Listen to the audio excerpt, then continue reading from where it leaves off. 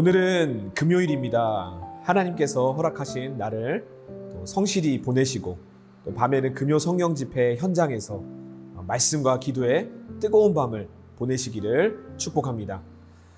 청교도 설교자인 토마스 왓슨은 성경에 대해서 이런 말을 남겼습니다.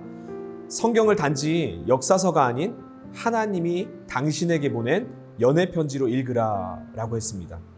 하나님의 말씀을 사랑의 편지로 받아서 그 사랑을 충만하게 누리시게 되기를 주님의 이름으로 축복합니다. 다 함께 하나님의 말씀을 읽겠습니다.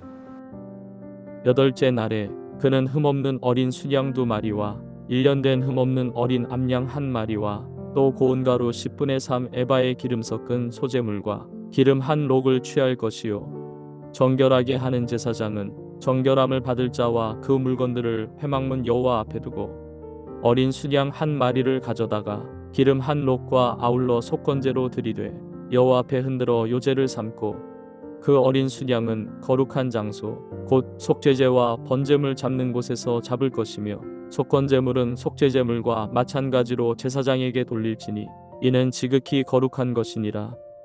제사장은 그 속건제물의 피를 취하여 정결함을 받을 자의 오른쪽 귓부리와 오른쪽 엄지 손가락과 오른쪽 엄지 발가락에 바를 것이요 제사장은 또 그 1록의 기름을 취하여 자기 왼쪽 손바닥에 따르고 오른쪽 손가락으로 왼쪽 손에 기름을 찍어 그 손가락으로 그것을 여호와 앞에 7번 뿌릴 것이요 손에 남은 기름은 제사장이 정결함을 받을 자의 오른쪽 귓부리와 오른쪽 엄지 손가락과 오른쪽 엄지발가락 곧 속건제물의 피 위에 바를 것이며 아직도 그 손에 남은 기름은 제사장이 그 정결함을 받는 자의 머리에 바르고 제사장은 여호와 앞에서 그를 위하여 속죄하고 또 제사장은 속죄제를 드려 그 부정함으로 말미암아 정결함을 받을 자를 위하여 속죄하고 그 후에 번제물을 잡을 것이요 제사장은 그 번제와 소제를 제단에 드려 그를 위하여 속죄할 것이라.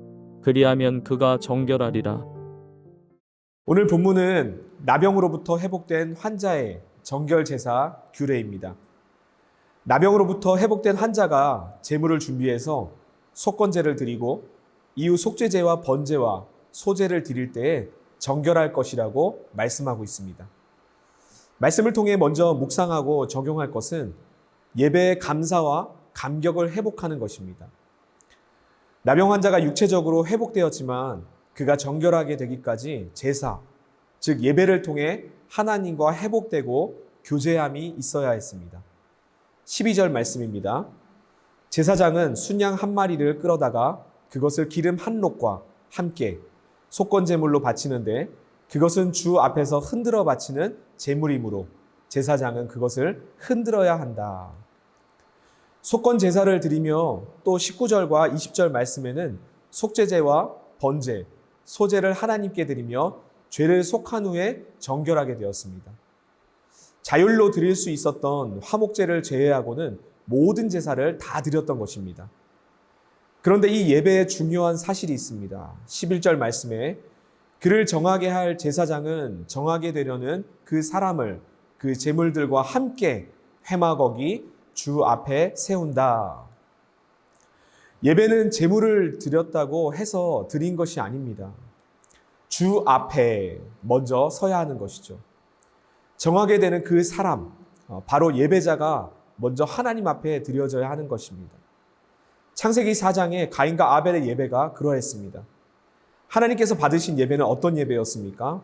창세기 4장 3절 말씀에 아벨은 자기도 양의 첫 새끼와 그 기름으로 드렸더니 여호와께서 아벨과 그의 제물은 받으셨으나 라고 말씀되어 있습니다.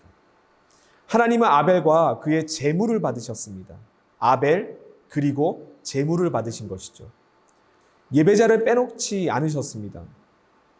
주 앞에라는 단어는 여호와의 얼굴에라는 뜻입니다. 그러니까 나병으로부터 회복된 자와 제물이 하나님을 마주하고 서서 하나님의 임재 속에 얼굴을 대하고 있는 것을 말하고 있는 것이죠. 그동안 나병 환자는 집 밖에서 사람들로부터 격리되어 있었습니다. 더 나아가서 제사도 드릴 수 없었던 인생이었습니다. 그런데 지금 이 순간 하나님을 만나 예배를 드릴 수 있다는 사실이 얼마나 값진 일이었겠습니까? 죄 씻음을 받고 새롭게 변화되어 하나님과 영적 교제를 누리며 예배를 드리고 있는 것입니다.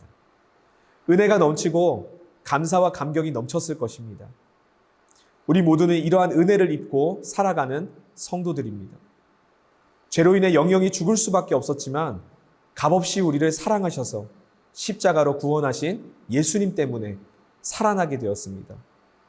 우리는 때때로 마음이 식어지고 세상을 향하게 될 때 나 같은 죄인을 살리신 우리 예수님의 은혜를 기억해야 할 줄로 믿습니다. 우리 안에 예배가 회복될 수 있기를 축복합니다. 다른 것에 우선순위를 두지 않고 오직 예수님, 오직 예배로 감사와 감격 속에 거하시기를 주님의 이름으로 축복합니다. 오늘 본문 말씀을 통해 또 한 가지 묵상하고 적용하게 되는 것은 14절 말씀입니다. 제사장은 속건 제물의 피를 받아다가 정하게 되려는 사람의 오른쪽 깃불과 오른쪽 엄지와 오른발 엄지에 발라야 한다라고 되어 있습니다. 이 규례는 레위기 8장에 나오는 제사장의 위임식의 규례와도 똑같습니다. 다만 화목제가 속건제로 피를 발라야 할 대상이 제사장에서 나병 환자로 되었다라는 사실이 다르지요. 피를 바르는데 어디에 바르고 있습니까? 오른쪽 깃불과 오른쪽 엄지와 오른발 엄지입니다. 이 말은 하나님의 말씀을 듣는 청각인 귀, 그리고 하나님의 말씀을 행하는 손과 발이 성결하게 되는 하나님께 온전하게 드려짐을 의미하고 있는 것이죠. 하나님께 부르심을 받고 거룩하게 된 성도는 세상 소리에 귀 기울이지 않고 하나님의 음성의 귀를 기울여야 합니다. 사무엘상 15장 말씀을 보면 사울이 하나님의 말씀을 듣지 않고 세상의 소리, 사람들의 소리를 기울여서 하나님께 버림받고 왕 위에서 폐위가 되었습니다. 바울은 디모데에게 거룩함의 비결을 이렇게 권면했습니다. 디모데전서 4장 5절 말씀에 하나님의 말씀과 기도로 거룩하여 짐이라. 우리의 귀를 정결하게 하여 항상 하나님의 말씀을 청종하기 힘쓰고 손과 발을 정결케 하기 위하여 거룩한 삶을 사는 우리 모두가 될 수 있기를 축복합니다. 나병 환자가 회복되어 하나님의 얼굴을 향하여 나아가 예배를 드릴 때 정결함을 잊게 되었던 것처럼 오늘 하루도 주 앞에 서는 사랑하는 성도님들 다 되시기를 주님의 이름으로 축복합니다. 다 함께 기도하겠습니다. 하나님, 거룩은 말씀과 기도로 깨끗하고 거룩해 되어지는 줄로 믿습니다. 오늘 우리 주님의 그 사랑과 은총을 입어 거룩하게 된 우리 성도님들의 삶에 말씀이 풍성하게 임하게 하여 주옵소서. 기도의 삶이 되게 하여 주시옵소서. 그래서 하나님께서 기뻐하시는 길로 나아가게 하시고 하나님의 말씀에 기초한 선택과 결정을 행하며 나아갈 수 있도록 은혜를 베풀어 주시옵소서. 나병 환자가 예배로 말미암아 하나님과의 관계를 회복하고 정결함을 입었던 것처럼 우리의 모든 삶이 예배를 향하게 하여 주옵소서. 주의 얼굴 앞에 서고 주 앞에 서서 하나님 앞에 예배하게 될 때 하나님 우리에게 주시는 놀라운 은혜와 축복을 누리며 살아내는 우리의 모든 성도님들 다 되게 하여 주시며 오늘 밤에 있는 성령 집회를 통하여서 하나님의 충만한 은혜를 경험케 하여 주옵소서. 우리의 모든 삶을 주님 앞에 올려드리며 우리를 구원하신 예수님의 이름으로 감사하며 기도드립니다. 아멘.